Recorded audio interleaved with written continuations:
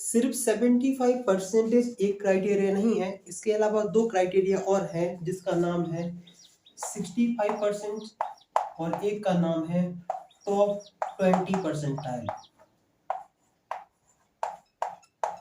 इन तीनों के बारे में हम लोग डिस्कस करेंगे और देखेंगे अगर जो क्राइटेरिया अप्लाई होते हैं उसके अंदर हम कौन से सब्जेक्ट लेते हैं। क्यों कुछ बच्चों के दिमाग में यही रहता है कि जो 75% चाहिए है वो चाहिए हमें सिर्फ फिजिक्स, केमिस्ट्री, मैथ। ऐसा नहीं है, जो 75% की अब परसेंटेज चाहिए है वो हमें 5 सब्जेक्ट की लेनी है। फिजिक्स, केमिस्ट्री, मैथ, ये तो 3 कंपलसरी हैं। इसके अलावा 2 सब्जेक्ट और हैं। 2 कौन कौन से होंगे उसके बारे में हम लोग बात करेंगे, क्योंकि कुछ बच्चे ऐसे होंगे जिन्होंने 12th में ले रखे होंगे या लिए होंगे 6 सब्जेक्ट, और उन 6 में से सिर्फ 5 को ही लोग काउंट कर रहे होंगे। अब 5 कौन से काउंट करने हैं वो भी बहुत इंपॉर्टेंट बात है, लेकिन सबसे पहले हम बात करते हैं कि 75% तो समझ गए होंगे कि 5 सब्जेक्ट में मिला के आपकी 75% से अब परसेंटेज चाहिए है अगर आप ओबीसी से या जनरल से बिलोंग करते हैं। अगर आप एससी या एसटी कैटेगरी से बिलोंग करते हैं तो आपको 5 सब्जेक्ट की 65% चाहिए है। आज से लगभग 3 महीने पहले मैंने बताया था कि आखिर का जो 75% वाला क्राइटेरिया है, ये तीनों क्राइटेरिया है ना जेईई मेंस में दोबारा आने वाले हैं। तब उस वीडियो किसी ने इतने ध्यान से नहीं लिया था, ना उसके बारे में इतना सोचा था। तब सबको लग रहा था कि हाँ ऐसे तुक्के में बना दी होगी वीडियो। तब मैंने बताया था कि आखिरकार जो आपके क्राइटेरिया अप्लाई होंगे वो 75% वाला क्राइटेरिया फिर से अप्लाई होने वाला है। और उसी वीडियो में मैंने डिस्कशन किया था कि आपके 2 एग्जाम होंगे सिर्फ जेईई मेंस के, एक जनवरी में होगा और एक अप्रैल के आसपास होगा। तब हर किसी को बिल्कुल नॉर्मल चीज लग रही थी कि नहीं ऐसा नहीं हो सकता है, क्योंकि जो चीज कोविड से पहले होती थी ना अब दोबारा उन्हीं चीज को लाया जा रहा है। अब हमारा मेन बात है कि आखिरकार टॉप 20% क्या है।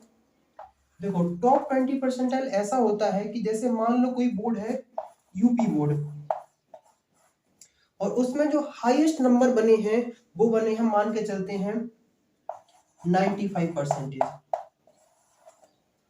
तो 95% के नीचे जितने टॉप 20% होंगे उनको माना जाएगा। जैसे मान लो कोई एमपी बोर्ड है और उसकी हाईएस्ट कोई परसेंटेज रही होगी और उसका टॉप 20% बनता है कहां तक, 70% तक। तो इसका मतलब है कि अगर आपके 74% आए हो, 73% या 72 आए हो और आप जनरल या ओबीसी से बिलोंग करते हैं, तब भी आप जेईई मेंस का एग्जाम दे सकते हैं और आपको आईआईटी, एनआईटी ये सब कॉलेज मिल सकते हैं जो जेईई मेंस की हेल्प से मिल रहे थे। इतनी बेसिक बात समझ में आ गई होगी। अगर फिर भी ये 3 क्राइटेरिया आपको अच्छे समझ में नहीं आया तो एक मैं पूरी वीडियो दे दूंगा जिसमें हर एक चीज अच्छे से डिस्क्राइब की गई है। अब हमें बात करनी है कि आखिरकार हमें कौन से 5 सब्जेक्ट के ऊपर एक क्राइटेरिया अप्लाई करना है।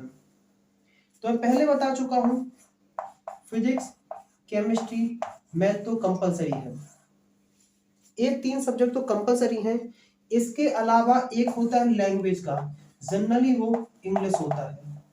इसका मतलब है कि इंग्लिश आपके पास कंपलसरी सब्जेक्ट है।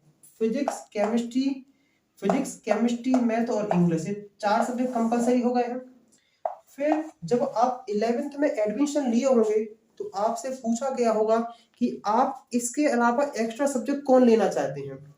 जैसे कई जगह चलता है आईपी, मतलब कहीं कोडिंग सिखाई जाती है, कहीं अदर लैंग्वेज बच्चे सीखते हैं, और कहीं ये लोग हिंदी ले लेते हैं, कहीं ये फिजिकल एजुकेशन ले लेते हैं। जो 5वां सब्जेक्ट ऐड होगा ना वो इनमें से होगा। लेकिन इतना बात याद रखो कि physics, chemistry, math, English compulsory है।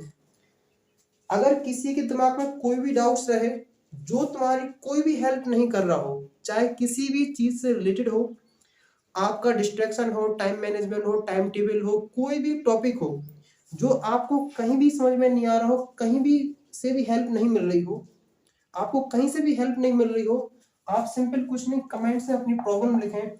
हम जरूर कोशिश करेंगे कि आपकी हेल्प की जा सके।